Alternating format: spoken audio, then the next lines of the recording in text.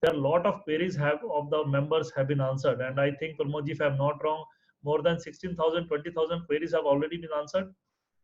It is now nearing 19,000. Yeah, so I'm right. It is approximately 20,000, and a lot of experts are there on the panel. So in case you need any query, you have any query on any of the topic, you just log into expert panel and raise your query. You will definitely get a very good answer of your query. So not taking much of time, I will request Charmi ji to take us through the deliberation and guide us on the basics of corporate social responsibility. Thank you, Pankaj Gupta sir, for introducing me. It's a pleasure to speak today on this forum on CSR. CSR, which stands for Corporate Social Responsibility, is a mode for corporate entities to give back to the society they are functioning in for the welfare of the same. In India, CSR was introduced first time in Section 135 of the Companies Act 2013. After that, law related to CSR has been undergone some changes. Along with the amendments made in the Act in 2019, Section 135 has also been modified significantly. Government introduced mandatory CSR requirements in 2013 Act. The 2013 Act mandates companies to spend on social and environmental welfare, making India perhaps one of the very few countries in the world to have such a law and requirement. From 1st April 2014, significant amendments have been made to CSR provision through issuance of various notification and clarification, including FAQs to streamline the implementation of CSR provision by the company. In fact, an analysis of Nifty 50 companies in India reveals that companies have spent CSR directly or through NGOs or by contribution to funds and others.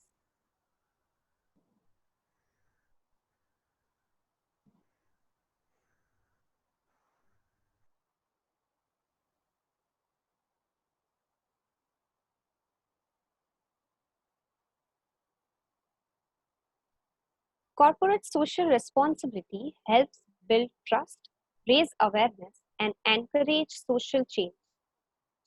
Although there are tens of thousands of companies doing their part, large global corporations' efforts have far-reaching results that can impact major world issues from hunger and health to global warming. Here are some examples on how major brands are doing CSR successfully. Like companies like Microsoft, Colgate, Apple, BMW, the Walt Disney, Google, Sony, and etc. There are top 10 companies in India also doing their best CSR regulations. For example, Tata Steel, Mahindra & Mahindra, Ashok Leyland, Coca-Cola, ONGC, Maruti Suzuki, etc. Tata Steel has come out and contributes to improve agriculture productivity and raise farmer standards of living. Whereas Mahindra & Mahindra supports education of 75,000 underprivileged students and contributes to healthcare.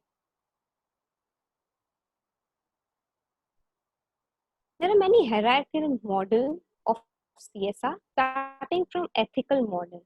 Way back from 1930, it was ethical model, then it changed to statistical model, liberal model, and now it is stakeholders model. This model expects companies to perform on triple bottom line approach. What is triple bottom line approach?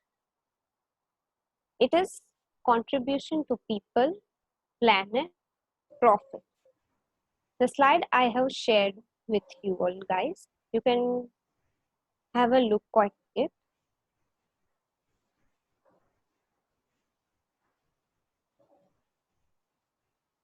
Charmi ji, I think your voice is not very clear.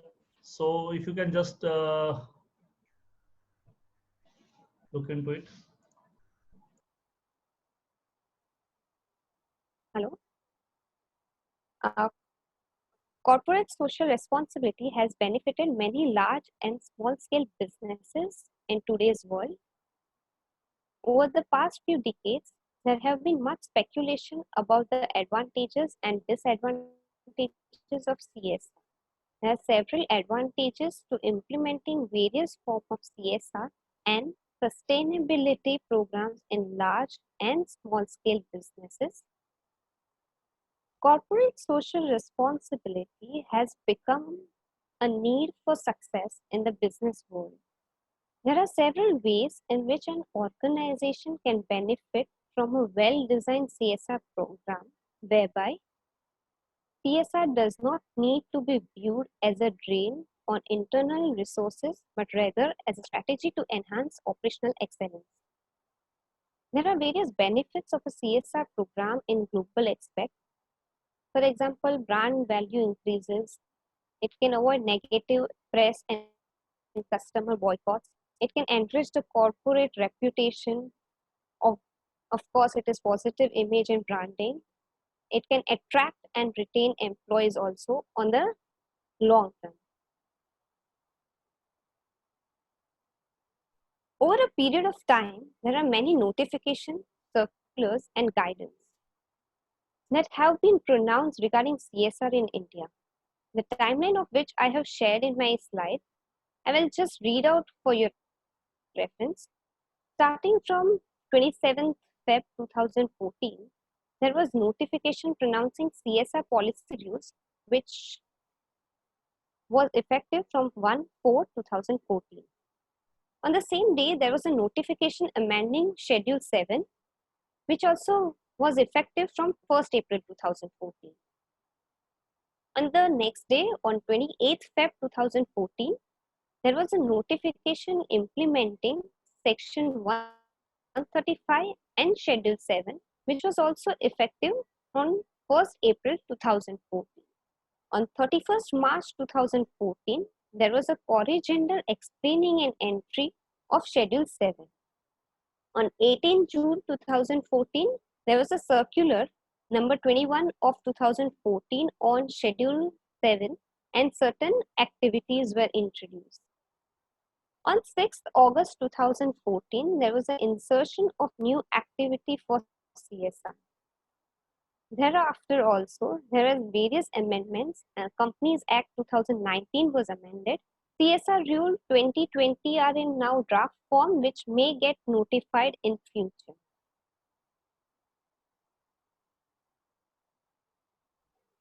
Now, let us start with specific provision of Companies Act, which is for eligibility of CSR provisions in India. That is Section 135. It says that CSR is mandatory for every company meeting one or more criteria during the immediately preceding financial year. They have given 3 criteria. If any one is also met, then the company gets covered under CSR provisions. The Companies Act 2013 mandates that every company, including its holding or subsidiary, as well as foreign companies with project office branch in India, to undertake CSR activities if they meet certain thresholds. The first criteria is net worth, that is 500 crore or more. How net worth is decided is according to Section 257 of the Companies Act, which gives definition of net worth do not include reserves created out of revaluation of assets, write back of depreciation, and amalgamation. The second criteria is annual turnover, which is 1000 crore or more, which is again defined under Section 291 of Companies Act. What the definition says is, turnover is defined where gross amount of sales, supplies and services, or both, as recognized in P&L in financial year is considered as turnover. In case there is loss-making company, but the company satisfy any of the other criteria, that is other 2 criteria, then also it is said that Section 135(1) is satisfied, and CSR provisions will be liable to that company.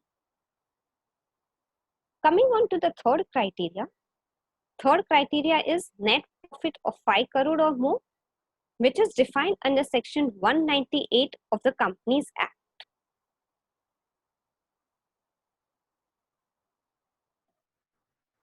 Ma'am they users कह रहे हैं कि participants कह रहे हैं कि they are not able to get the voice clarity, तो मेरे ख्याल से अगर आप माइक थोड़ा सा यूज करें नजदीक से तो it should make a difference. Okay, fine. Right. Now it is audible? I think it has improved. Okay, fine.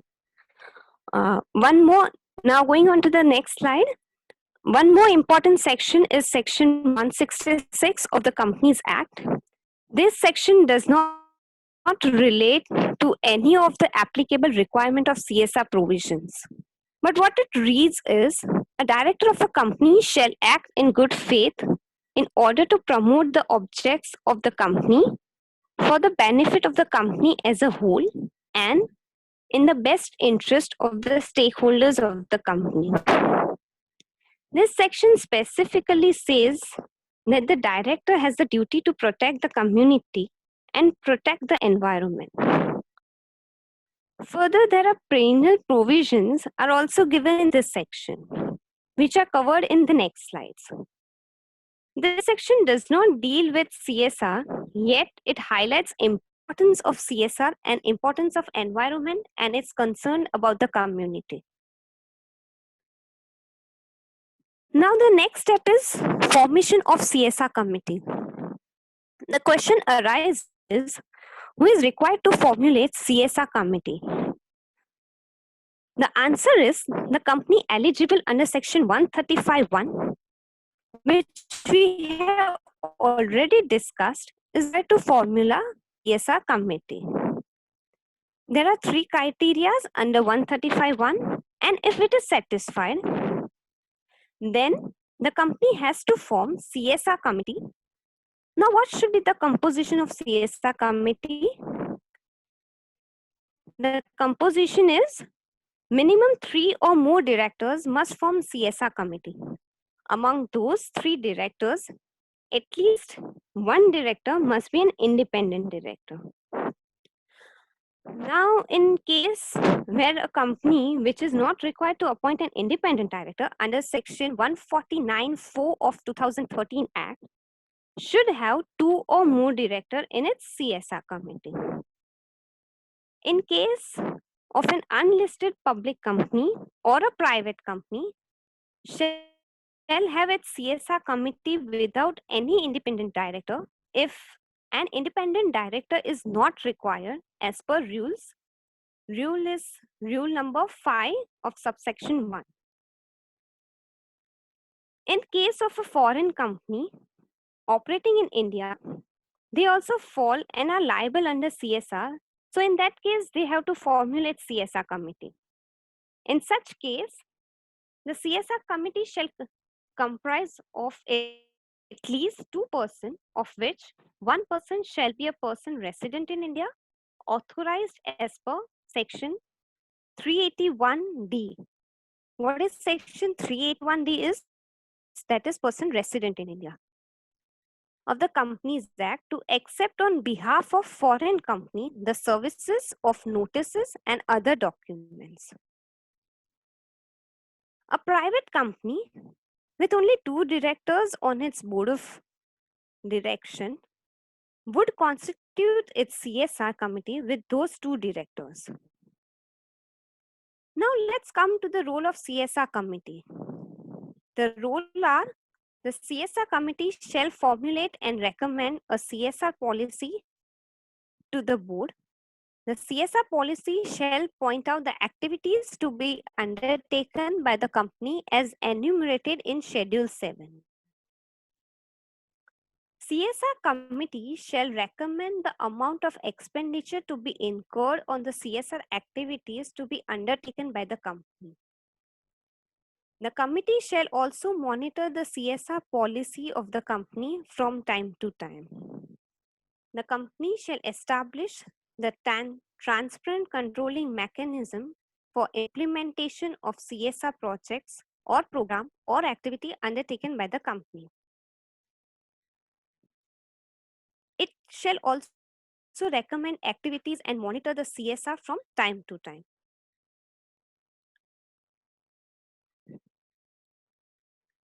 The CSR policy is to be defined by the CSR committee. The CSR policy is as defined in CSR rules under section 135 of chapter 9 of the company shall include a list of CSR project or program which a company plans to undertake falling under the purview of Schedule 7 of the Act, specifying modality of execution of such project or program and implementation schedule for the same. The policy should also specify what are the monitoring process of such project or program. Just giving money for CSR is not enough. There should be effective monetary process. The policy should specify that the CSR activity does not include the activity undertaken in pursuance of normal course of business of a company. Further, the board of directors should ensure that the activity included by the company in its corporate social policy are related to activities included in Schedule 7 of the Act. The CSR policy of the company shall specify that the surplus arising out of CSR project or program or activity shall not form part of the business profit of a company. Now, what are the policy framing and disclosures? The CSR committee has to recommend to the board and the board has to approve the policy. It should disclose contents of CSR policy in the board report, and this is very important disclosure. It should also display on its company's website all the CSR policies of the company. So if any company has CSR policy, it gets listed on its website. So one can get knowledge of any company's, any CSR policy from the company's website.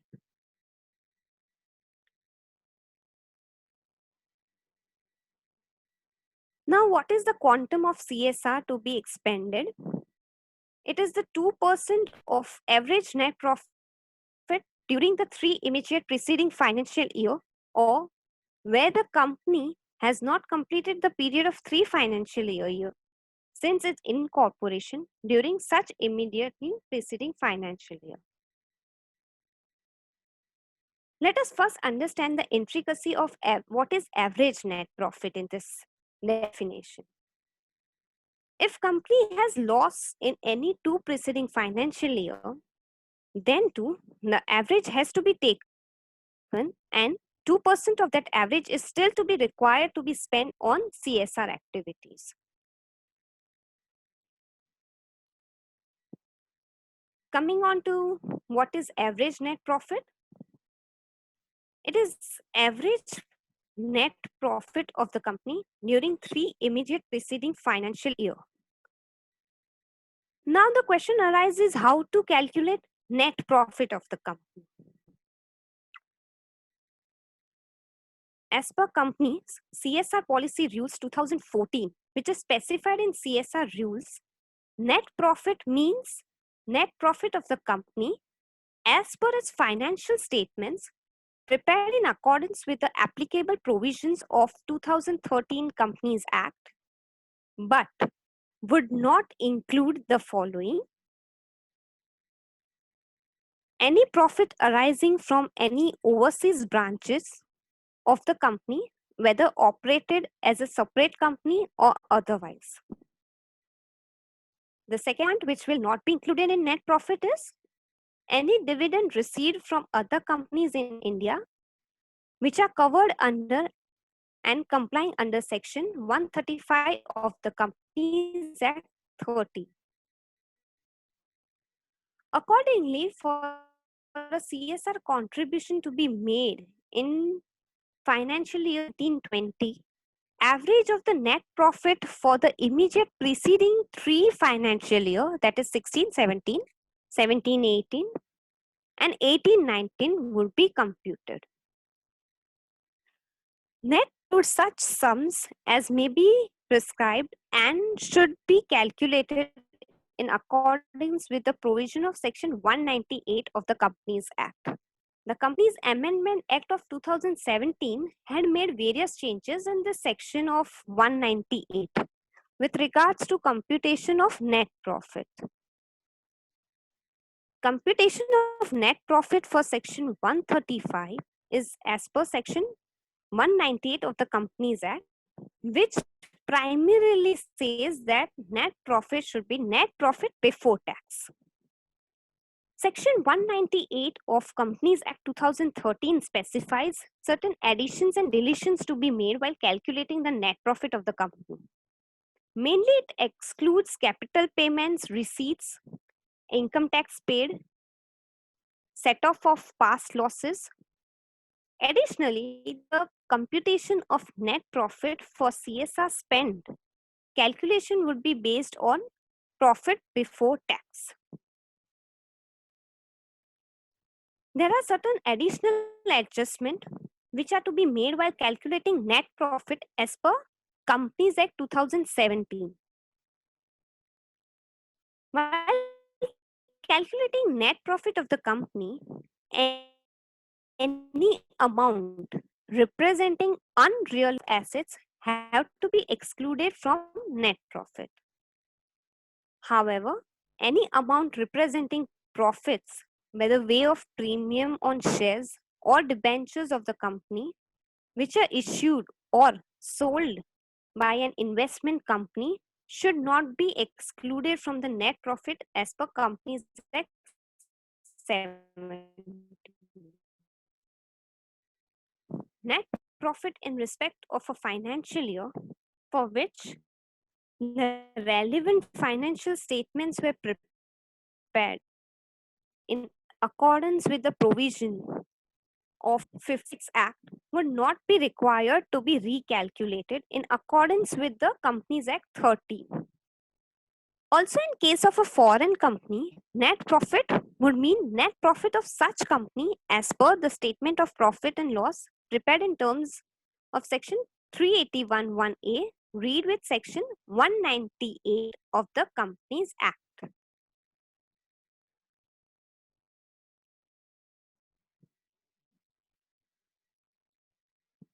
Now let us see what happens when a company fails to spend CSR funds.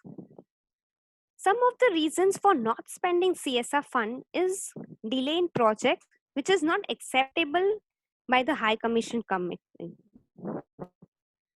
If the CSR funds of the company is unspent, or the company has failed to spend the specified amount in this year, there is no provision that it should make up in the subsequent year. If it does, then it's good. In case of a company spends more than the amount specified in Section 135(1) of the Companies Act 13, that is more than 2% of its average net profit of the 3 preceding years on CSR, the excess amount spent cannot be carried forward to the subsequent years and adjusted against next year's CSR expenditure. Next year would be seen separately. Schedule 7 of 2013 Act lays down a list of activity which are eligible for CSR expenditure and could be included by the company in CSR policy. The CSR expenditure should be included in annual report of CSR. The contribution to corpus for the project is to be form a part of CSR. All items must fall within the purview of Schedule 7, which we have already discussed in our earlier slide. Now let us see what are the expenditure which are notified in Schedule 7, which was notified on 27 Feb 2014. A list of 12 activities are notified which are qualified CSR expenditure. taking one by one the list of expenditure. The first one is eradicating hunger and poverty and malnutrition and making available drinking water. Second is promoting education, including special education, especially among children, women, and enhancing livelihood projects. The third one is promoting gender equality, empowering women, and setting up homes for women and orphans for reducing inequality by socially and economically backward groups. The fourth activity is ensuring environment sustainability, economical balance, animal welfare, and maintaining the quality of soil, air, and water.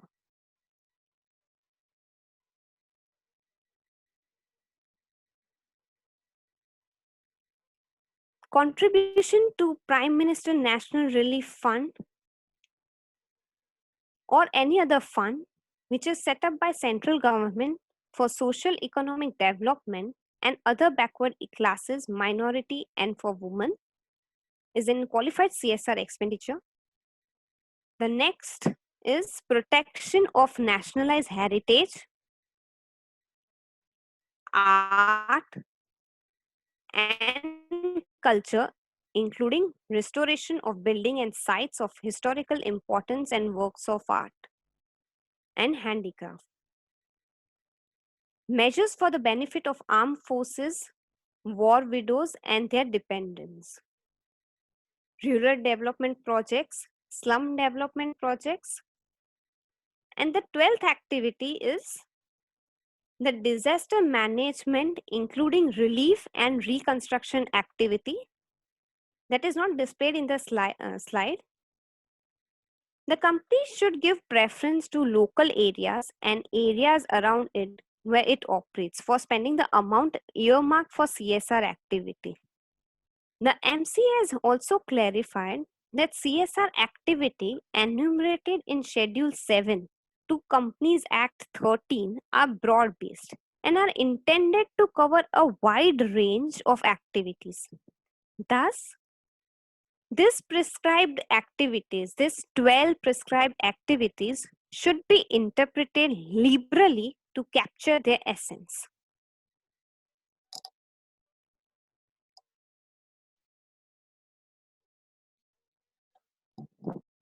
Now, coming on to the expenditure which is outside India will not at all qualify for CSR activity. Now, CSR activity should be undertaken by the companies in project or program mode. One-off activity events such as marathon would not be qualified of CSR expenditure.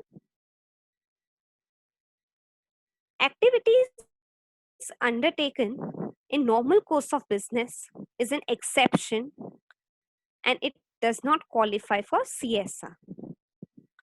Let me take an example. If a company in normal course of business is required to develop water treatment plant, its normal business is of production of water treatment plant, then it would not be qualified as CSR expenditure as it comes in normal course. So, example of recreational activity for employees, CSR activities.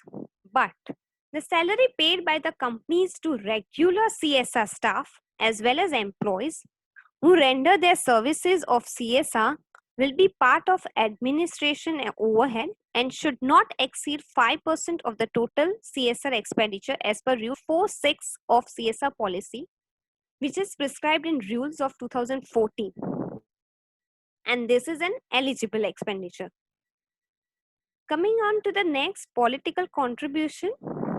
Political contribution under Section 182 of the Companies Act is permitted directly or indirectly are eligible as CSR. But others are not eligible as CSR expenditure.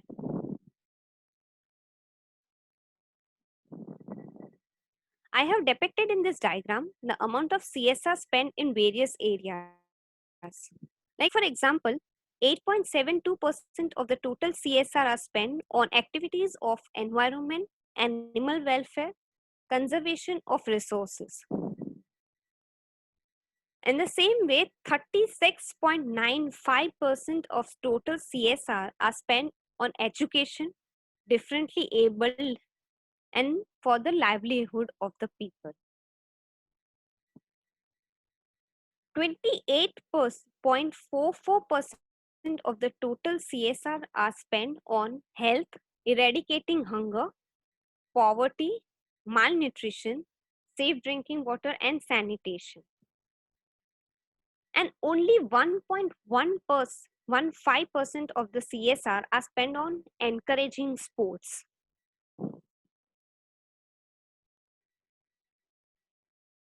1.58% are spent on heritage, art, and culture. 2.58% are spent on gender equality, women empowerment, old age home, and for reducing inequality. But for rural development, 10.43% is contributed by CSR activities, but only 0.38% of CSR are spent for slum area development. The activities covered under slum area development is proper sanitation, clean water, etc. And the 3.9% is spent by PM National Relief Fund and other funds. And 2.84% of CSR are spent in other sectors like for the benefit to armed forces and admin overheads.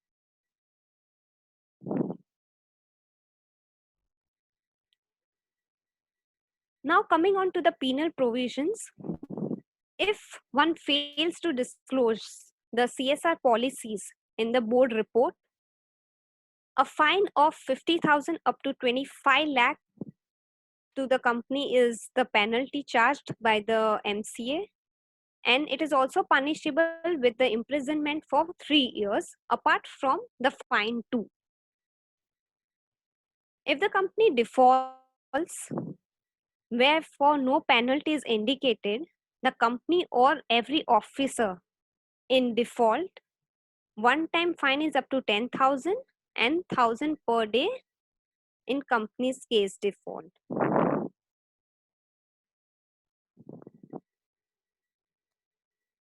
Now coming on to the CSR projects, how the project should be implemented.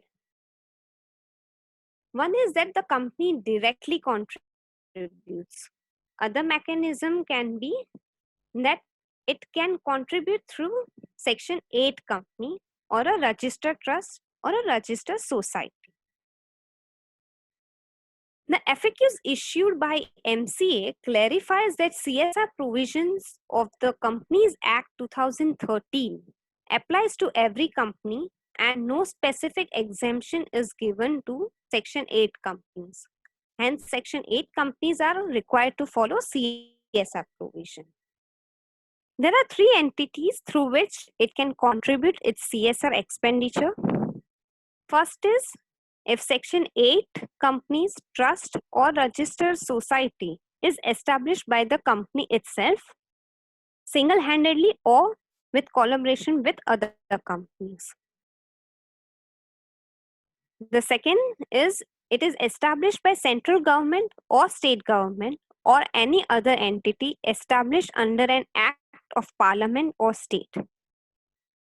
The third entity, if it does not fall in case of the above two, that is established by the company or established by the central government or state government, the company has to be established track record of 3 years, or the company has to specify what kind of projects they are undertaking, modalities of utilization of funds, monitoring and reporting mechanism. A company could collaborate with other companies for undertaking projects, program or CSR activity in such a manner that the CSR company of respective companies are in position to report separately on such projects program for compliance of rules and act. Supplying goods manufactured by the company. In case a company supplies goods manufactured by it or it renders services as CSR activity, the expenditure incurred should be recognized when the control in the goods is transferred or the allowable services is rendered by the company. Coming on to the next, building CSR capacity of personnel and implementing agencies. Company could build CSR capacities of their own personnel as well as those of their implementing agencies through institution with established track records of at least 3 financial years. We have already discussed in this slide. However, such expenditure, including expenditure on administrative overhead, should not exceed 5% of the total CSR expenditure of the company in 1 financial year. Now coming on to COVID-19, which is now talk of the town. In view of the spread of novel coronavirus in India, its declaration as pandemic by WHO and decision of Government of India to treat this as notified disaster, it is hereby clarified that spending on CSR funds for COVID-19 is eligible. A high-level committee on CSR has recommended the transfer of unspent CSR amount to a separate designated account. Unspent amounts and the interest earned thereon have to be spent within a period of 3 to 5 years, failing which the same is to be transferred to a fund to be specified by central government, which may be used for innovative high impact projects relating to activities. Some of the activities which are undertaken may be scientific research for development of drug for COVID-19. These are all activities which are listed are eligible for CSR.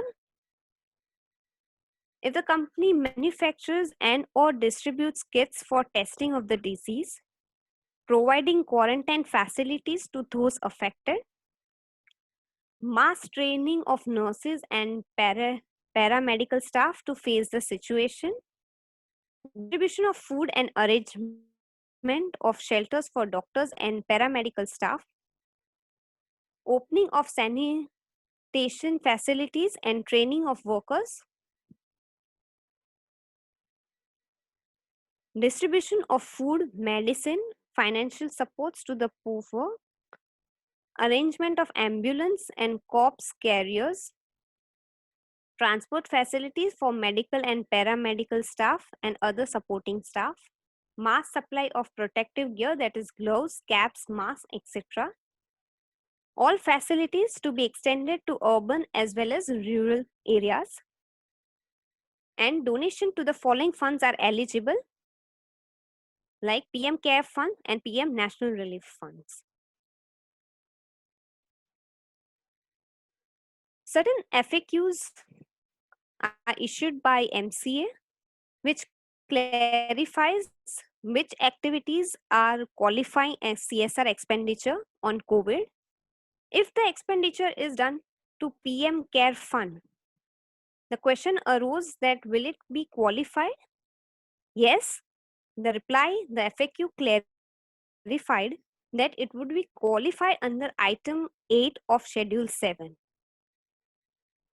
The second question which was raised was, if the expenditure is done on CM Relief Fund and State Relief Fund, would it be qualified? The reply was no, it would not be qualified as CSR expenditure. The third question was, state, if the expenditure is done on State Disaster Management Authority, would it be qualified? No, it would. Yes, it would be qualified under item 12 of schedule 7. The activities The question arose that if we contribute to COVID-19 activities, the activities we have just seen in the earlier two slides. So if the contribution is done in this COVID-19 activity, would it be qualified? Yes,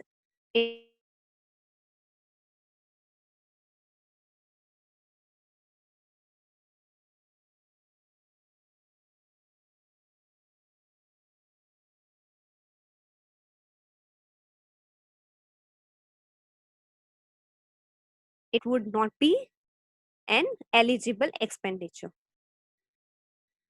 If the contribution is made through wages to casual and daily worker during lockdown period, would it be qualified as CSR expenditure? No, it would not be an eligible expenditure. If the expenditure is done on ex gratia to temporary, casual, or daily wage worker, it is stated that yes, it is an qualified expenditure and has to be over and above the normal wages.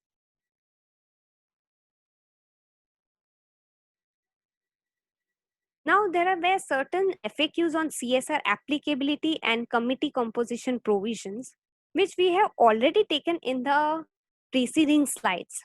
But I have just made a gist for the ready reference so that we can just go through this FAQs at a one shot. For example, it was notified and this notification was given on 27th Feb 2014 by MCA to clear the ambiguity on various issues. Taking the provision requires as the provision requires the company to form a CSR committee with 3 or more directors with 1 independent director. The question was, what if an unlisted public company or private company is not required to have an independent director? The answer was such class of companies can constitute CSR committee without such independent director. The question was, what if a private company has only 2 directors? The answer was, a private company with just 2 directors in its board shall continue to constitute a CSR committee with such 2 directors only. Now coming on to the provisions related to the applicability of CSR provision to its holding, subsidiary and a foreign company. It was clarified that every company, including its holding or subsidiary, and a foreign company defined under clause 42 of section 2 of the Act having its branch, office or project office in India, which fulfills the eligibility criteria. The third question was, what if the applicability criteria for a CSR do not hit in the subsequent years? The answer was, CSR requirement still applies till 3 consequent years. It will cease to apply if the case your financial figures skip applicability and no CSR compliance till you hit the applicability criteria again. So this was just a gist I made, and this would give you a clarity on all the FAQs that were cleared by MCA. With this, I complete my presentation. The next part will be taken up by Pramod sir. Over to you, sir. Welcome, Pramod sir again. Thank you very much. Thank you, Chami, for a very nice presentation. The audio was a bit somewhere disturbed. So when the council, when the members said you shifted to that mic, and then it was really audible. So thanks for a very nice presentation and bringing out all the when we talk about CSR law as such, it is very tough to bring out everything in an hour. In an hour, it is really tough to bring out everything. But yes, the basic things have been discussed. And there could be so many questions. Some questions have already come on the this chat, and the question and answer it is there. You can just go through that. I'll be now taking forward to the accounting audit and the tax aspects of the CSR provisions, and thereafter we will have those question answers, answering all those question answers, right? So I'm just sharing my screen for that purpose.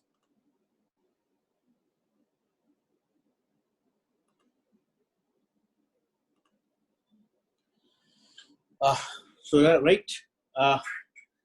When I talk about the CSR accounting, audit, and taxation, let me go straight forward first to my accounting. When I talk about accounting, we need to talk about the things when I say accounting as on date, say for March 2020. That is for the financial year 1920. Because currently, what is the status is that the amendment which has been done by the Companies Amendment Act 2019 under section 139 for subsection 5 and 6 is yet to be made applicable. So those provisions are yet not applicable. Hence, it is status quo as on date, which was there as on March 19. So March 19 and 20, there is no change. So we'll be discussing about both. First about March 19, and then what is going to happen after as on March 20, and then what may happen in this current financial year. As on date, yes, everyone knows that if the amount is unspent, suppose I had to spend a crore of rupees and the company has not spent, then there is the only provision which is there, which Charmi also shared, was that you have to report in the board of directors report. And that's why it has been said in the guidance note issued by ICAI also, that legally it is not required to make a provision. And that has been done by various corporates. But yes, that is optional. One may do, one may not do. But legally, as on March 20, if the amount is not spent, the provision is not legally required. However, in the board's report, you have to give that why the reason for not spending that amount. You have to mention that. Now, going forward, what would happen when these the provision of 139.5 and 139.6 is made to effective? What is the amendment which is to be made? The amendment says that unless the amount spends, unless the unspent amount relates to any ongoing project, they have defined what is an ongoing project. They are proposing to define what is an ongoing project through the CSR amendment rules, which Charmi again said. But again, those rules, CSR policy rules amendment was given in the public for their comments. Currently, when I talk about it, what lot of issues were there into that, especially that who can do the third party, in the case of third party, who can do that, who can implement that CSR activity or not. So a lot of suggestions have gone. So we are hoping that the CSR policy amendment rules are being done in amended in a way that it is not hampering the actual CSR activities. So depending upon the rules, that would be separate, but the ongoing project would be defined in that rules. So other than the ongoing project, if that amount is not spent, suppose this provision is made applicable for March 21 and the company doesn't spend it, and it is the company is not having any ongoing project, then they will have to transfer such unspent amount to a fund which is specified under Schedule 7, and that too within a period of 6 months of the expiry of financial year. So that would be, of course, by 30th September. So what would happen in that case? In that case, they have to deposit that amount in the fund. Hence, there is a liability which has arisen. Hence, a provision would require to be made in the books of accounts, and the auditors need to be careful that such provision has been made. So their responsibility would be to see whether the company is liable to spend, what would be the aggregate average 2% net profit in the past 3 years, as discussed as per section 198, read with the rules, and then make a related provision if they have not made. Not for March 20, but for March 21, yes, it would be their role. It would be their role to see that adequate provision is made. And if it is not paid in the next financial year, again they will have to comment upon it and the qualification will be required. So the role of the auditors would be very, very important in in ensuring that the provision is made. Again, for March 21, when this provision is made effective. Currently not, but yes, we need to take care of this and tell to our clients, the corporates, that yes, they should be prepared to actually implement their CSR policy and do the necessary CSR activities as per Schedule 7. What about ongoing project? They would be defining the ongoing project, and in that case, what they have said that in such a case, if the amount is remaining unspent under Section 135(5) pursuant to an ongoing project, it has to be transferred within 30 days to a special account, and which is to be opened in that behalf of in that financial year to any scheduled bank to be called as unspent CSR account. So March 21. At the end of March 21, again, supposing that that would be made applicable, by 30th of April, a separate bank account has to be opened, and that amount which is unspent has to be transferred, specifically deposited to that account. And then, of course, that the company would be getting a period of 3 years to spend that amount. Just like when I talk about a charitable trust or a society who is registered under Section 12A, they have a project and they are not able to spend the amount, the income beyond to the extent of 85%. They create create a fund and especially they file Form 10 for that, so that they can spend that amount in the next 5 years. In this case, it is 3 years as of now. Unless the section is changed, and still if it is not spent, then after the end of 3 years, again within 30 days, they have to transfer the fund, the amount to that fund. So again, in this case, again the provision would be required.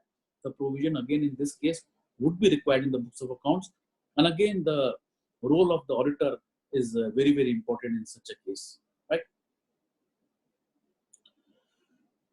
When I say accounting, there was a company's amendment bill 2020, which was tabled before the parliament stopped working due to COVID-19. And if you see, this amendment bill is still present on the MCA website. Anyone can see it. So they have proposed an addition, the third provision to Section 135(5). What does it say? It says basically that, what was said earlier by Charmi also, what is the current situation is that suppose you are required to spend 1 crore rupees and you have spent 1.5 crores. So say that point, that another 50 lakhs you are not allowed to adjust in the future years.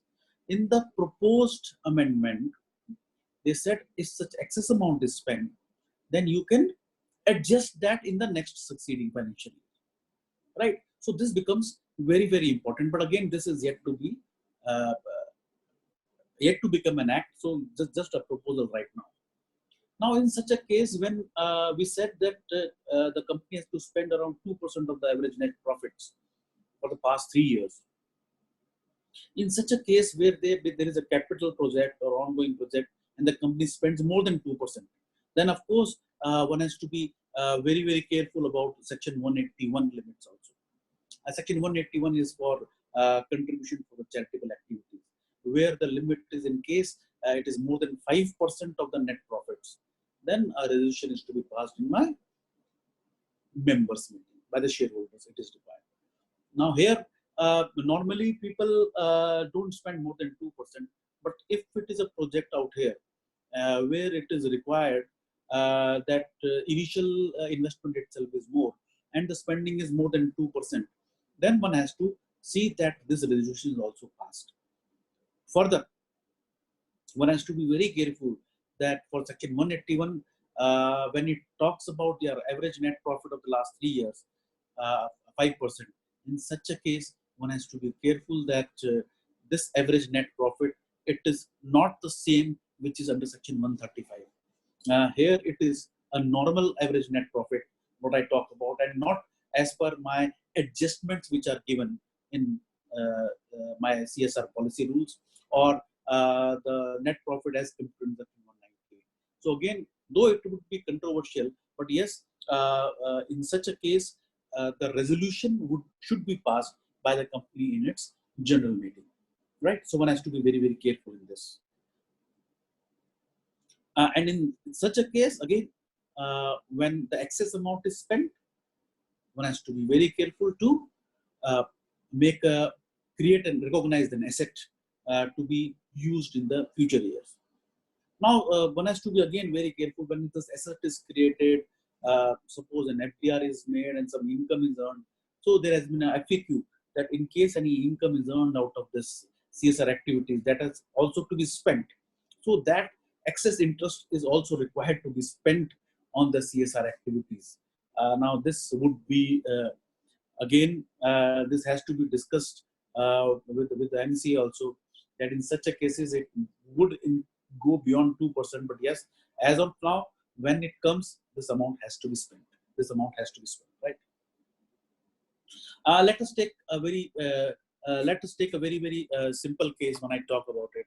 Let us take a very simple case for spending when it is not an ongoing project. Not an ongoing project. Say for year 2021, the amount which is to be spent is 4 crore rupees, and the actual amount spent is 3 crores. So what is proposed, as per the proposed, you cannot carry it forward, and you have to transfer within 6 months to the fund specified in Schedule 7, 1 crore rupees. In year 2021-22, maybe due to this COVID, the profit or average profit becomes less. You have to spend only, the company has to spend only 3 crores, and the actual expenditure is only say 4 crores. Actual expenditure is 4 crores. They've spent more. So here 1 crore can be carried forward because I've spent more, and transfer for the fund would be nil. And for 2022-23, where I have to spend my calculation of average net profit for the last 3 years is 5 crores, and I actually spent 3 crores, carry forward the excess spent of the last year of 1 crore. So my 4 crore that I've spent, 1 crore is left unspent. So that I have to again transfer to the fund within 6 months of the end of the financial year 2023. So this way the calculation will have to be made, right? Now, when we are talking about CSR in kind, that was in cash. So one of the question is whether it is allowed or not. If you see the FAQ issued by MCA, question number 18, they said the company will have to spend the amount. When they say spend, they say it has to be in cash. They say. Further, they also refer always to Rule 4.1 of the company's CSR policy, Rules 2014, where they say that the activities undertaken in the normal course of business is not eligible for CSR expenditure. Let us take few cases and understand that in which cases CSR in kind could be allowed and which not. Let us take a simple case that a company acquires or purchases goods, etc., and distributes, uses them in the CSR project. For example, there is a project which the company undertakes to build toilets or say maintain a park. The company itself does it. So when the company itself does it, they purchase that material to put into that project. So company is acquiring it and then spending it on that project. So when the application is there, it is not just merely giving of money. It is application in kind. So is it allowed? In my view, yes, of course it is allowed. It is allowed under CSR. Another question which has been asked several times about that a company who is manufacturing or dealing in goods or services, he distributes those goods services itself free of charge as a CSR spend, whether it would be allowed. One of the view which some of the persons in the in the government stakeholder also have, that no, it is not allowed because it is in the normal course of business. However, I just want to bring to the notice, and I'll thank Mohitji for telling me to include this into this. Yes, of course, in one of the cases in 2014, where issue came, the MC has given an affidavit that when a pharma company donates medicine to the hospital, it is a CSR. So now the controversy comes whether it would be CSR or not. The role of the CSR committee would be very, very important. And it has to be taken currently because the auditor is not required to certify whether the CSR spent has been made on there or not. So when, however, it would be forming part of my accounting for the CSR. So one has to be very, very careful. And this question would be coming again and again, whether it is a CSR or not. In view of that affidavit which is given, so legally speaking, yes, when the MC has given it to the jurisdictional court, in such a case, it should be a CSR in kind. But of course, there would be certain issues in such, because there has to be certain checks and balances in not making such activities as CSR in kind. Otherwise, there could be a case where the medicines are coming to their expiry, they are being distributed. Certain goods are there which a company is manufacturing, it distributes that, and it is a CSR in kind. So I am of a view that yes, one has to be very, very careful in treating such amounts to be CSR in kind. Now, let us take a case that a company is in manufacturing of steel rods and it manufactures steel beds for the medical use. And suppose it says to the hospital that, okay, my cost is 1,000 rupees and I am giving you for 200 rupees. 800 rupees, I would bear it. That would be my CSR cost. So no, in such a case, it would not be CSR spend because again, it would be coming into your normal course of business because you are selling it. So there would be a doubt. However, if it gives it free of charge, then in my view, yes, it would not be an activity undertaken in the normal course of business and it would be a CSR spend. So in such a case, of course, when there is a cash payment made, check payment made like just to PM care funds, then it has to be very simple accounting that CSR expenditure debit to cash or bank, whatever it may be. And in case it is kind, then one has to be very careful and the auditor has to be again very, very careful to see that the value of goods which is distributed free of charge is measured at lower of cost and net realizable value as per my AS2 or in DS2, whatever is applicable. So I have to make a provision as per my valuation rules, as per AS2 and INDES2 in inventories. And in such a case, when I say, then I have to reduce that cost from my consumption or purchase and reduce the stocks accordingly. So my general entry in this case would be CSR expenditure debit to purchase or in case of manufacture, cost of goods consumed. It cannot be at MRP. It has to be or my selling price or net realizable value. It has to be at my cost, right? Now, let us talk about audit. We all know that the provision for transfer of the amounts, etc., was brought into CARO 2020. However, CARO 2020 has been deferred, and Section 135, subsection 5 and 6, they are also yet not made applicable. So currently, no provision, no audit that report would be required out of it.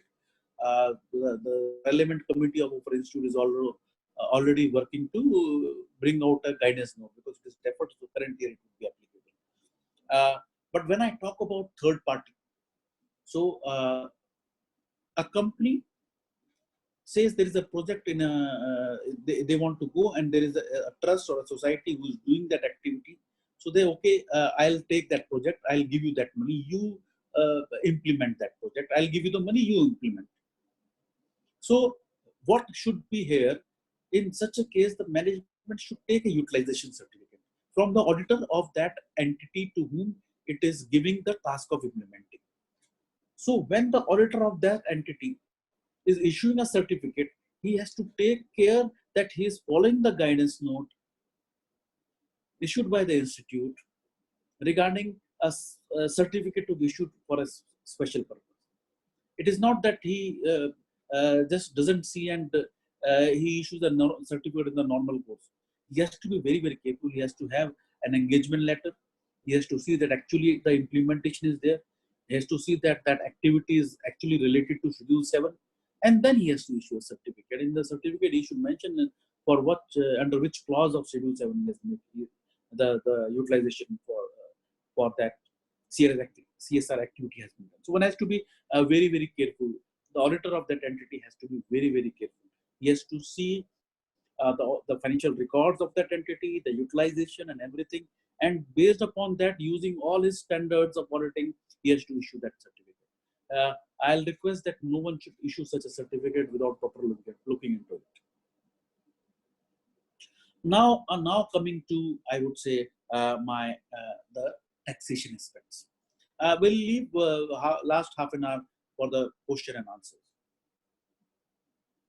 When I talk about the taxation, most of the entities are interested in knowing what would be the taxation aspects. Now, let me tell you very frankly that there is, if I talk about my financial statement itself, in my financial statements, when I spend on CSR, that is to be shown separately in my financial statements. In my profit and loss statement of profit and loss is a separate entry, and not in my the profit and loss appropriation account, or what I say, my OCI. I don't have to say straight into that. I have to take it to profit loss account. But if I go to the income tax return ITR 6, they treat it as an appropriation. So I have to be very, very careful. I have to be very, very careful out here that when I prepare the ITR of that company, I have to see that they won't be matching, but I have to be careful that how a reconciliation of that is done.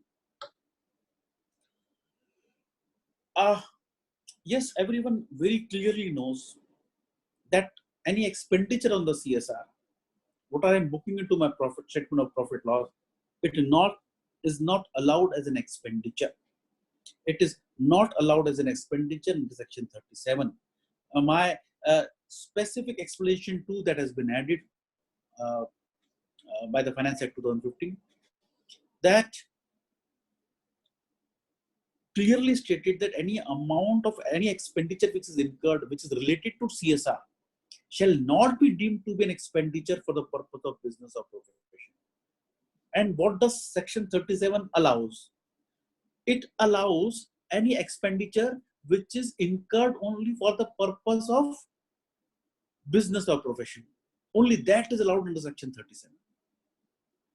So does it mean that any expenditure which is other than Section 37, that is already which is given under Section 30 to 36, that would be allowed?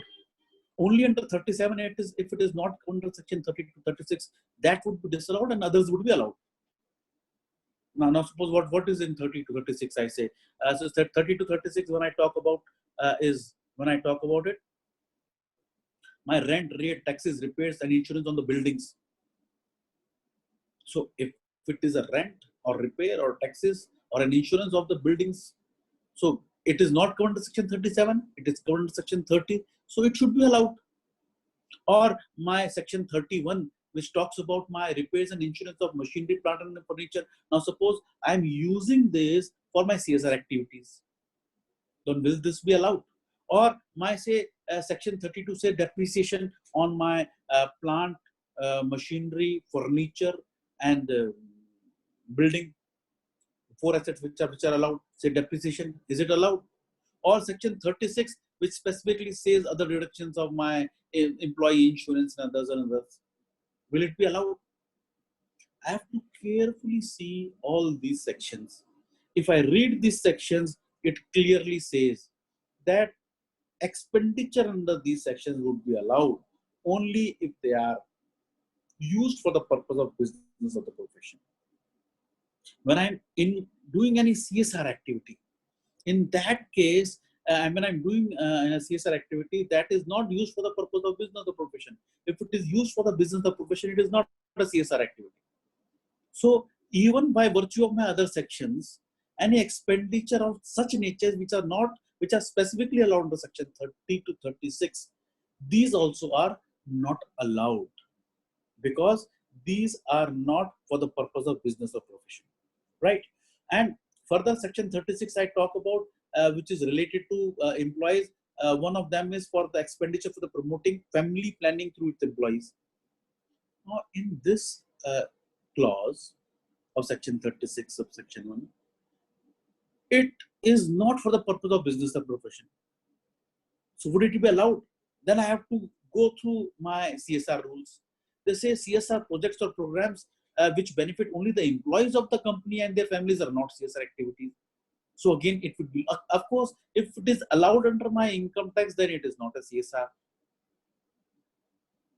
And if it is for CSR, then it is not allowed under income tax. So of course, my CSR expenditures will not be allowed. So I have to always in my computation make an adjustment, and that has to be added back to my whatever my profit is there, right? Now, of course, let us talk about questions. Certain questions have been asked under first the salaries. Again, salary under income tax, which section allows the expenditure on salaries? Again, it is allowed under section 37. And if it is for my business or profession, then it is allowed.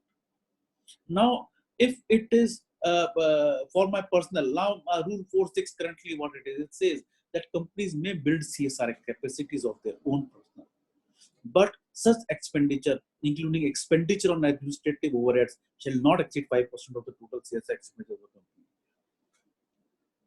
Now again, suppose there is a manpower in the company. There is an HR person, or there is a person who's a manager. You say he is into my CSR activities. Now, if you debit the expenditure of his salary to the CSR expenditure, then it is not for the purpose of business, and it will not be allowed as a deduction under section 37. If you say he is also he is doing he's giving rendering services even in relation to my business and profession, then it will not be accounted to CSR expenditure. Now, suppose that person is doing some business, some work of the company itself, and some CSR part-time, time is there.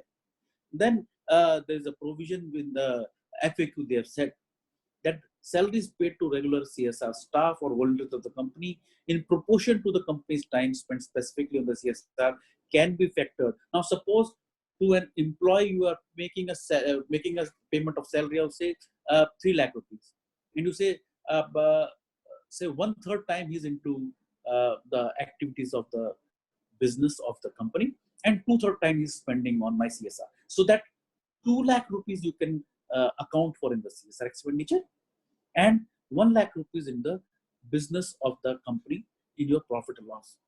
The total amount would be 3 lakhs, but 1 lakh would go to the salaries and 2 lakh would go to the CSR expenditure. The employee in his hand would be getting tax on the whole 3 lakhs, of course, which everyone would be very, very clear. There is no doubt about it. But yes, the company can do that. Again, one has to be very, very clear that if such expenditure is done, then it should not be exceeding more than 5% of the CSR expenditure, right?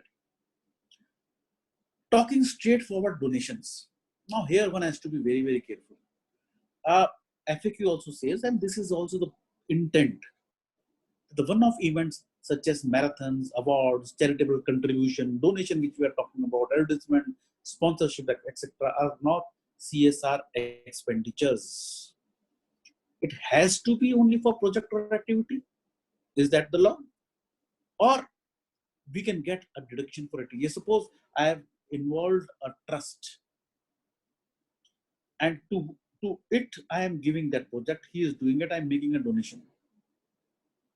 First of all, I have to be very, very clear whether the amount which I am giving to him, though I am taking care of section 181, but yet I have to be very careful when I'm taking it for a project. Then it has to be CSR expenditure. So the company has to be very, very careful. Now, to whom the amount gives, or merely when we say donation is not and CSR in all cases, first of all, then I have to be very careful. Let us understand a certain specific funds which is given in Schedule 7.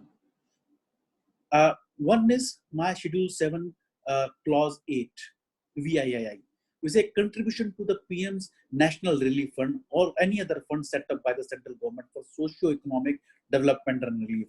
And there has been FAQ, Office Memorandum, I would say, not FAQ, Office Memorandum, where they've said the PM CARES Fund is for the relief. Hence, it is covered under Schedule 7, Part 8. So, Office Memorandum is there. Though there is again a lot of controversy whether such Office Memorandum would be forming part of law. They could have amended the Schedule 7, but when it is an Office Memorandum, clarity for the clarification they have issued. So, one has to take it. Though there could be litigation, but when the government itself is issuing it, saying it, then though technically it may not be correct, but yes, when one spend, a company can take that into CSR activity. Under income tax, yes, again, Section 80G has been amended through the taxation and other relief order, other laws relief order, ordinance. There, under Section 80G 2A, 3A, the PM CARES Fund have been added. So now, when we say donation per se is not allowed, single contribution is not allowed, but Schedule 7 itself allows it. It itself says it may not be a project. You contribute to the PM National Relief Fund or PM CARES Fund, you have complied with the CSR activity, right? Second, let us take another contribution to the Swachh Bharat Kosh Fund set by the central government for the promotion of sanitation. It was inserted by in Clause 1. It was inserted with effect from 24th October 2014. And when I go to the income tax, it clearly says that was inserted again in Clause 3 HK. But in this case, they have said that if it is for CSR, then 80G will not be allowed. If it is for other than CSR, then it is allowed. This has been, if you see the act, it clearly says that. For the Prime Minister Relief Fund, even it is for CSR, it is allowed. But for Swachh Bharat Kosh, if it is for CSR, the deduction under Section 80G is not allowed. One of this, the Swachh Bharat Kosh, and second is my Clean Ganga Fund. Again, Schedule 7 says contribution to the Clean Ganga Fund is CSR, and 80G 2A 3HL. It says if it is CSR, 80G is not allowed. Other than CSR, it is allowed. I suppose the government should be taking a stand very clearly. There have been rounds of discussion that why the CSR which is spent by the company should not be allowed as a deduction as an expenditure itself. So there have been a lot of discussions within the government upon this. My view, if it is currently not allowed, at least the deduction under 80G for if PM National Relief Fund is allowed, then for these two should also be allowed. They have been specifically restricted. They should look back into this. Again, specific fund schedule clause 9, which says contribution to incubators funded by the central government or state government or any agency or PSU of central government or state government, any public funded universities, any IITs, or my national laboratories and autonomous bodies established especially by ICAR, ICMR, CSIR, DAE, DRDO, DBT, DST. This is specified who are engaged in the conducting of research in science, technology, engineering, and medical. So, again, donation per se, FAQ says not allowed, but Schedule 7 clearly says if it is given to these, then it is a CSR expenditure. So, merely saying that donation per se is not CSR activity for these 4 cases, the donation per se is CSR activities, right? When I talk about this, then in this last one I talk about this clause, what I talk about is my 9 contribution to this IITs and other national laboratories. they have been specifically not covered under Section 80G. So in case they are registered under Section 80G, then it has to be read with Section 80G to A4. And in that case, there is no specific restriction. So if it is a contribution for clause 9, CSR Schedule 7 also allows and income tax also allows.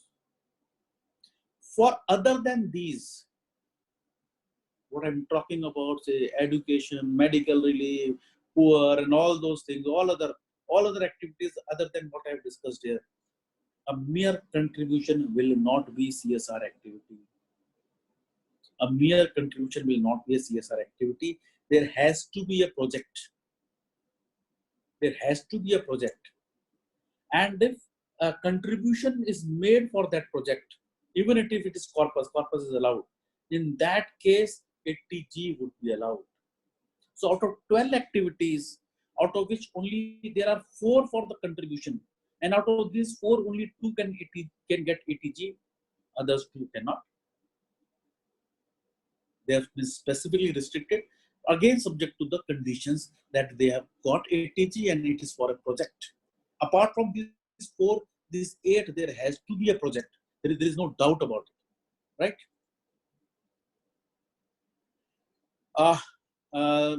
Just sharing with you this expertspanel.in, which Pankaj Bhai also shared. Anyone can join in here as an expert or as an querist, and you can ask a question. More than 100 experts are there who are answering the questions throughout the country, and you'll get the answers on email ID. It is subject wise, anyone can do it. And I'll be sharing this presentation on this website, and you can download this mobile app. All the updates and ready to use charts are there since 2007. Anyone can download. Thank you for listening to my going through my presentation, and now we will go for our question answers. I'm just stopping that video. Yeah. Thanks a lot, Pramod sir, for such a nice deliberation, and you have, in a very simplified manner, you have explained all the provisions by taking the practical examples also. So I request Pankaj ji to please take up the questions which have came in Q&A option. Yeah, thank you, Sarojit. Thank you, Pramod sir. Thank you very much for this wonderful deliberation. Lot of questions have come, sir, but we'll take a few questions, and I think most of the questions have already been answered in your deliberation. So I will just take few questions, sir. One of the questions asked by Mr. Vishal Shah is that many corporates do not spend money on the CSR, but they pay directly to their trust. So is it fine? And sometimes even after paying to the trusts don't spend. So is it fine as far as Companies Act is concerned? No. This we have discussed. Charmi also said, I also said, mere giving a donation, it will not be a CSR. It will not be a CSR at all. There has to be a project. If the project is not there, then there would be an issue. Now, there are two things. If the company has spent, but the company has not spent for any project.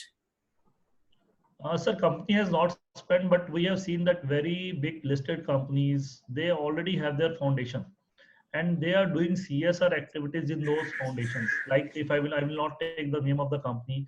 Some of the companies are there who has taken the complete area for development. Like they are developing the garden, they are developing the railway stations, they are developing the airports in the small cities. So they have the foundations, or they have created the trust. They transfer the amount to that foundation or the trust and take the benefit under the Companies Act. And that trust or maybe the foundation, that foundation spends the amount of the CSR. So will that donation be available? Sorry, deduction be available to the company for making donation to the foundation? The question is totally different, Pankaj bhai. Hanji. You want to ask a question for basically when I say you are asking a question whether it would be treated as an CSR or whether 80G would be allowed. There are two questions. Yeah. So what do you want to say? Whether it yeah, I'm talking about CSR. Right? Again, if that trust is there, and in that trust, the project for implementing the CSR policy of the company is there, and that trust is doing that, then it is allowed. Okay. then it is allowed. Either the company does it or through an implementing agency, which is the trust which is owned by the company. There is no issues on that. But it has, the spending has to be there. Okay, sir. Okay, okay. Sir, there is one question also that there are some combination of the activities. So sometimes it is difficult for understand whether the particular activity falls under CSR or not. So how we can judge about how, is there any method or criteria to understand whether the particular activity falls in CSR? This here the role of the auditor also comes. Again, this is what I repeated today, and I emphasized upon that. That the company, the CSR committee as such, which is the implementing agency, of course, the board will have to spend, but implementation agency is the CSR committee. So it should say that we will, when I'm giving to a third party, it should obtain a utilization certificate. And the utilization certificate has to be given by the auditor of that of that entity. Now the duty would be casted upon the auditor of that entity to ensure that whether that activities falls under what is the project, what is the agreement. When the CSR committee, when the board gave that amount to that CSR, to that implementation agency, so on what that has to be spent, was that, of course, the company must have seen that it is in the one of the 12 items. I would say not 12, I would say 8 items. Rest of the 4 are something different. They're the mere contribution. But yes, if it is under any of the 12 items and that is given to that entity, the auditor should mention that for what project it was spent. First, the company has to see, no, that the CSR committee has to see project क्या था, project मेरा park के लिए था, तो मैंने जो पैसा दिया वो पार्क के लिए हुआ, फिर उसका वो यूटिलाइजेशन सर्टिफिकेट वहां से लिए कि ये पैसा इसके ऊपर खर्च हुआ. Sir, clarity has to be. Yeah. Yes. So I think, sir, these kind of similar questions are coming. One of the participant has asked, the company has contributed to the NGO, and NGO has paid the amount to the staff as salaries. So whether it will be qualified as CSR for the company? No, I don't think so, because it is not allowed. It is purely diversion of money. It is purely diversion of the laws. So we have to look into, sir, law at the time the company is giving the donation, contributing to the same trust, foundation, or the NGO. Yes, in such a case, that company should file a case on that entity, because when the company gave that money to that entity, they must have gone for a project, and that entity has misutilized that money. The company must have not given that money to give it to the employees. There must have been some project. So if not, then the money has been misutilized. There is a breach of trust.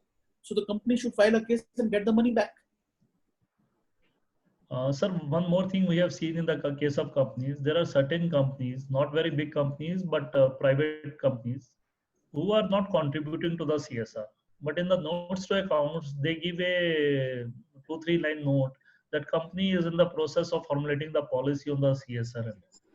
So is there any penalty prosecution on the company for these kind of notes? Because I think deliberately some of the companies are not contributing to the CSR. They are just giving note in the notes to accounts that the company is in the process of formulating the policy and looking for the avenues for the CSR.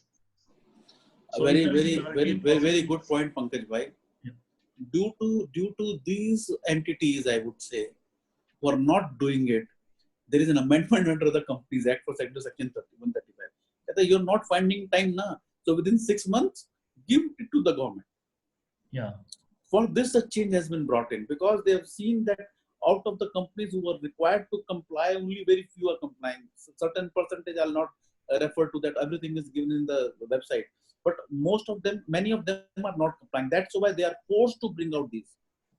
Okay. That's why they are forced to bring out these. Sir, there is also one question, like I will just rephrase the question कि company को या तो 2 साल हुए हैं अभी, तो in that case average कैसे निकाले? तो मेरी understanding है 2 से ही भाग करना पड़ेगा.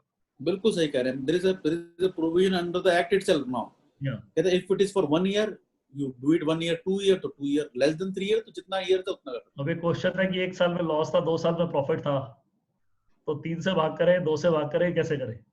नहीं, तीनों को टोटल कर लें और डिवाइड बाय प्रॉफिट से सेट ऑफ करके जो आएगा उतना ही करना है हमें. पंकज जी, आप ये बात देखिए, एक मैं आपको यही से एक क्वेश्चन, आपको इंटरेस्टिंग चीज बताता हूँ कि मान लीजिए कि उसका प्रॉफिट की वजह से नहीं है, नेटवर्थ की वजह से या टर्नओवर की वजह से, और वो पिछले 3 साल से कंटिन्यूस लॉस में, तो उसको करना क्या है, उसको CSR कमेटी बनानी है, उसको अपनी पॉलिसी बनानी है, पर खर्चा नहीं करना। यस, बनानी तो है, बिल्कुल बिल्कुल, बट पॉलिसी उसको जरूर बनानी पड़ेगी. They can not say that we don't have the profit so we are not making the policy. हाँ, so whenever there would be profit then they would be spending it. In fact sir CSR committee भी उन्हें बनानी पड़ेगी जो इन सब चीजों पे decision ले. Yes. I think Amit ji were also there with us. He is also the member of ICSI from the northern region. Amit ji, I think Amit ji, are you live with us? Amit ji, can you hear me? Yeah, Amit ji, good evening. Amit ji is also, we have not introduced him earlier. Sir, good evening.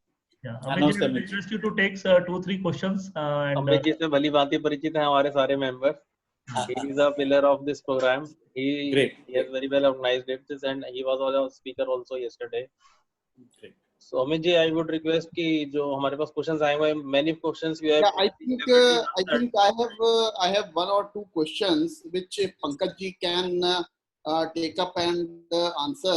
One of the question was if a company is manufacturing certain, say, sanitization product or some healthcare product, and they are giving it as a charity to some needy person, can there be any possibility by which it can be qualified towards the CSR?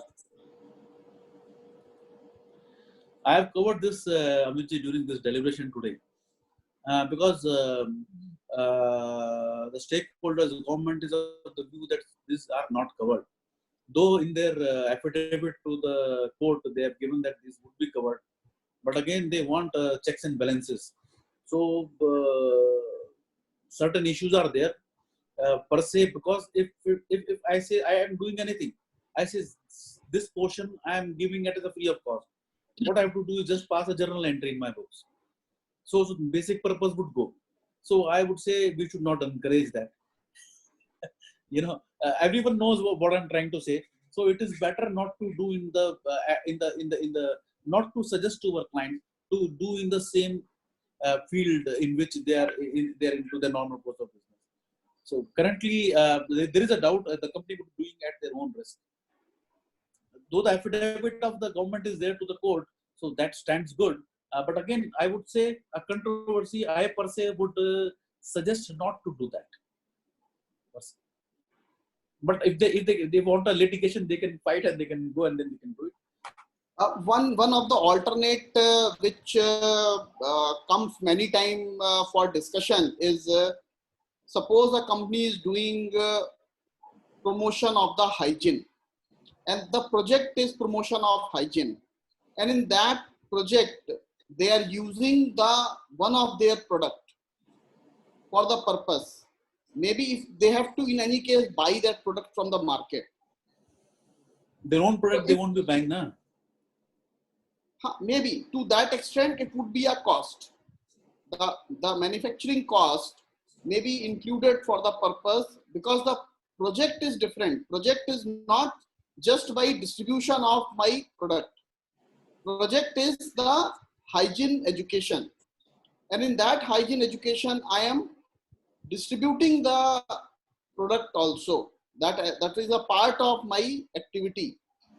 What would be? Amit, it is as good as I am manufacturer of a biscuit, and I say for relief to the food to the poor. So I am distributing in the rural areas to the poor in my area. So I am giving that free of cost. It is as good as same thing, my per se, you can find there would be the company may, the policy they may take depending upon that affidavit. Yes, it is purely fine. That is fine. They can go.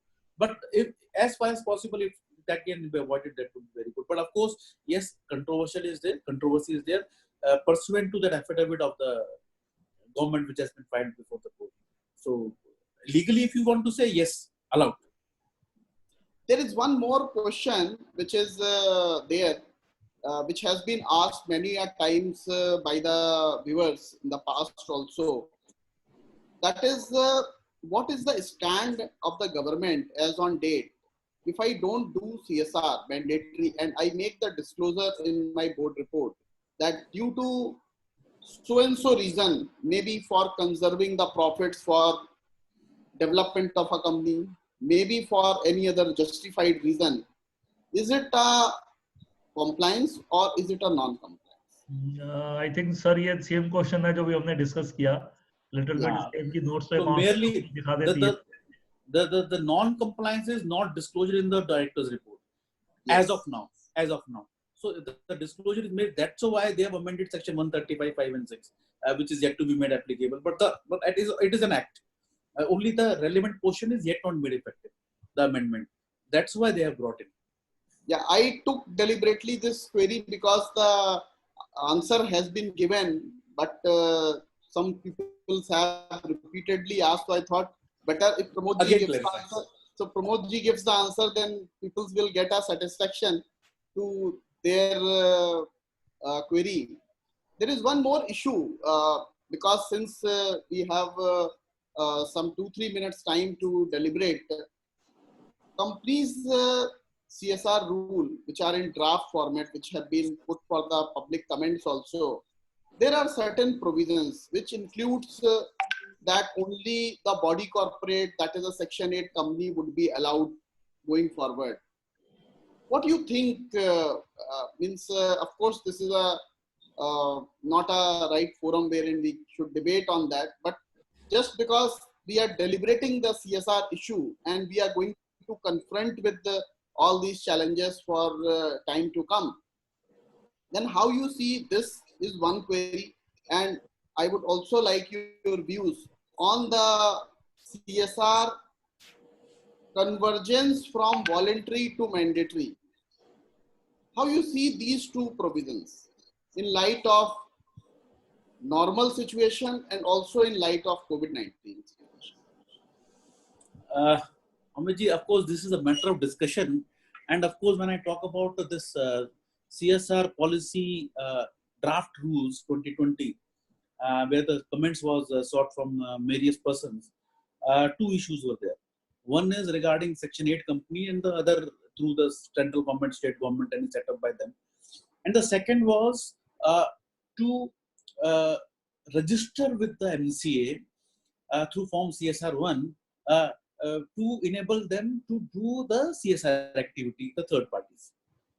Now, if they don't allow the trust societies, which it is proposed in the rules, my view is that it should be allowed. It should be allowed. They've got a track record. Their activities are being monitored. Of course, they have to be 12A registered entities. Otherwise, they should not be allowed. And you may have that instead of say 3 years, which is currently, it may be say 5 years or 7 years at least experience in that activity. And secondly, if you still want, though it is monitored by the income tax and now they would be monitoring it on a 5-year basis, again the registrations, they can apply to the, they will be made mandatory to register with the MCA. Further, what I was stating about this utilization certificate. Now, currently it is not mandatory under rules. If it is made mandatory, again, there would be a lot of emphasis. There would be then no requirement, lesser requirement or diversion of this CSR fund. Because ultimately, the duty of the auditor would be seen whether actually it is utilized for the purpose or not, or the fund is kept. Or if it is said that now this would be this question is very, very ticklish. Now, what is the intention is that certain trust societies that has been used the money to do something fishy. So what is the assurance that Section 8 company will not do it? Only the companies are good and the trusts are not good. If I talk about companies, then a lot of the penny stock entities and all were companies only. So it cannot be said that only companies are good and they are not. Yes, proper, I would say, monitoring has to be done. Duties have to be cast, and request to all the professionals that such activities should not be there. It has to be seen that actually they are spent on the CSR activities. Checks and balances have to be there. This is my view basically. Yeah, I think I would agree. there is one more provision which is matter of debate for quite a long time. That is regarding the administrative expenses. So as a auditor also, and many people are watching this who are a chartered accountant and they face this difficulty. So if you can just guide what is the yardstick of making the verification whether this will fall in the definition and criteria of administrative expenses or not. And also going forward, there is a provision for the impact assessment, which is a part of now the draft rule also. So how you see that what should be allowed in the administrative expenses? If you can quote some examples, I think it will give a lot of clarity. Now, what I talk about is, it depends who is doing that implementation for CSR activity. If the company itself is doing or the third party is doing. If the third party is doing, again, I'm talking about the good companies who are doing it. They are taking a utilization certificate. And again, taking an assurance that not more than 5% is used for their administrative expenses to implement, and rest they have to spend. And they take a certificate for that. Now, if that agency is doing it, the auditor who is giving that utilization certificate, he has to ensure that not more than 5% of the administrative, like so suppose it is on renovation of a park. So the person who is administrating it, so his salaries, his conveyance, all those expenses would be administration cost. Similarly, if the company itself is doing it, the person who is doing it, who is monitoring all those things, implementing it, those would be administration costs. And if these are the administrative costs to the extent of 5%, again, those expenditure cannot be and should not be debited to my relevant expenditure heads, but should be debited to my CSR expenditure, because those will not be allowed under the income tax. So it will not be double. So it has to be to that extent.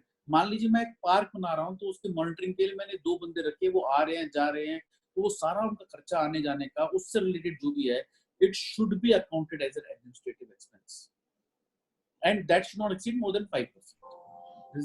I think that gives a lot of clarity. I have understood it correctly. Then if I can give one example, suppose a company is doing CSR through a trust, and it is required, say 1 crore rupees will be spent by the trust towards the CSR, and company makes a provision of, let's say 5 lakh rupees towards the audit of the activities. Will this expenditure of rupees 5 lakh be considered as the administrative expenditure? Will qualify towards? In my view, no. Why? Now, the administrative expenses have to be administration of that activity. Now, the company itself is not doing it. The implementation agency is doing it. We are obtaining that certificate from that auditor.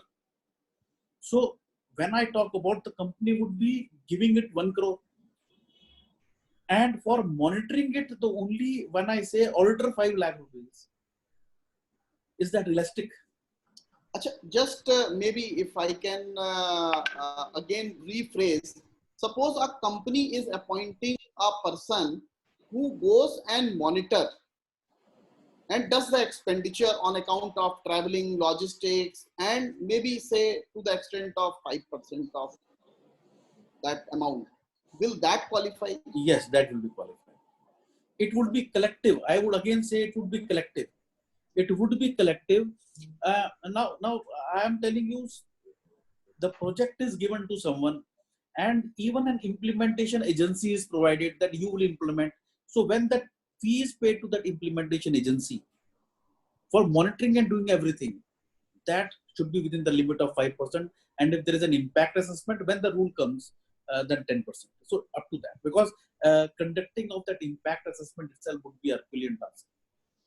So, sir, it means that at the time of doing the expenditure, we also need to understand how it should be documented. Of course, my documentation, that's why I'm giving a lot of emphasis on my documentation and the audits. because a particular expenditure, when it is rephrased into a different manner, it is allowed, and if it is not in that particular manner, it is disallowed. It has Have we to be understood related from to this that. question? It has to be related to that activity only. If not, then it is not. Sir, we will take one last question and then we'll wind up. We have Sure. received a small question from Mr. Karan. That company has spent on the building, preparation on the building, construction of a building for residential purpose for its employees. So will it be qualified under CSR? If yes, under which head will company disclose into its balance sheet? Company की books में आएगी building या नहीं आएगी? पहली बात तो ये है में कि चला ये गया। CSR में आएगा ही नहीं. This will not come into CSR. मतलब ये एम्प्लॉइज के रेजिडेंशियल के लिए CSR में नहीं आएगा? नहीं आएगा, 100% नहीं आएगा. I hope Karan ji, I have answered your question. Pramod ji, I have answered your question. आपने ही किया सर, एक ही बात है. नहीं, मतलब it was question of Karan ji, so I thought मुझे पता था, but मैंने कहा एक बार आपसे हो जाएगा सर तो. I think Saurabh ji, we have reached to the time. Yeah. Yeah, So I think there are 2 minutes. I will take a privilege of Pramod ji to take one more answer on a particular issue, which is also being raised by one professional. What is the meaning in the net profit? The term has been used. I think Ms. Shah has also deliberated on that particular aspect. That was relating to how we will arrive the net profit, and it has to be adjusted by way of deduction of amount received as a dividend from the companies which are CSR compliant. CSR rules provide that dividend net profit from the net profit what is available in the profit and loss account, there has to be certain adjustment, and those adjustments include the dividend received from the companies which are CSR compliant. Now, how practically it is possible to verify whether the company from whom I have received the dividend is CSR compliant or not, or how we will be as an auditor, means how you see that when you will be making the verification and doing the audit, what all you will be making verification of, or what you will see, how you look at it in practical implementation. Charmi ji would like to answer. I think the company, there are 3 criteria to decide turnover and net worth. It is very easily available in the website, company's website. So one can check out. Mostly Nifty 50 companies are always CSR compliant. So dividend to that may be considered while calculating net profit. You can add, sir. Pramod sir, you can add to my answer. Charmi, actually, Amit ji, you would talk about, yes, you have very rightly pointed out. Now, when I'm calculating this net profit, so I have to first see from whom I have received the dividend. Then I have to go and see its balance sheet. Then I have to see whether he is, as of date, CSR compliant. What does it mean? Yes. That there is a disclosure. There is a disclosure in the director's report. CSR compliance is there. Yes. As of now, as on March 20, if there is a director's report, compliance is there. This I had not spent, so it is a CSR compliant. Right. So the problem would come from 2021 when they have made a provision and given it. So having compliance is what? Creating CSR committee, having CSR policy, displaying that on my website, and third is giving the disclosure in my director's report. If that is done, whether I spend it, not spending is not my compliance. As of now, though the intent 100% would have been to spend, but as of now, I am CSR compliant. Yes, I am CSR compliant. So of course, that issue would have to be there, and it would surely affect a lot of those companies who are, I would say, into investment. So to them, it would be a huge thing. They have to be very, very clear to arrive at that net profit, and they would be, of course, seeing it. So a Herculean task to arrive at the net profit itself. Sir, I believe you have very well explained that we were used to think that by maintaining some documents, the compliance is over, but the compliance has been described in such a detailed manner that one cannot escape from real spending. So it is very important that we should have documentation for all around it, and there is no way by which this compliance can, मतलब कि आप किसको बस कर दें, ऐसा नहीं है. It is not just a paperwork. It has to be done in the true spirit only. Then only one can imagine कि compliance complete हुआ है. So sir, we are blessed with your such kind of deliberation. और चार्मी जी को भी हम thankful. We are very thankful the way she has explained all the provisions.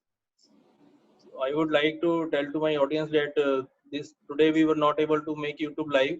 So this YouTube live will be posted after this session, and the link of PPT will also be shared with the description of that YouTube video. And the PPTs of last 3 sessions have already been shared. The Day 4 program, the PPT is there. The link of PPT is there at the YouTube channel. So with this, we thank you all the participants. आप लोग की वजह से ही हम लोग यहाँ पर प्रमोद जी, चार्मी जी, अमित जी, आप लोग हैं, इसलिए हम लोग यहाँ पर हैं. And we feel honored and privileged to be able to present before you these technical sessions. And we are getting a very good response in terms of numbers. So we thank you each and everyone once again. Stay blessed. Thank you. Thank you everyone. Thank you Amit ji, thank you Pankaj ji, thank you Saurabh ji. Thank you very much, sir. Thank you, Thank Charmi. you. Thank you, everyone. Charmi ji, Pramod thank you, sir. Charmi. Sir. Thank you, Amit sir. Thank you, Pankaj sir. Thank you, Thank you. Saurabh sir. Thank you, sir. Thank you.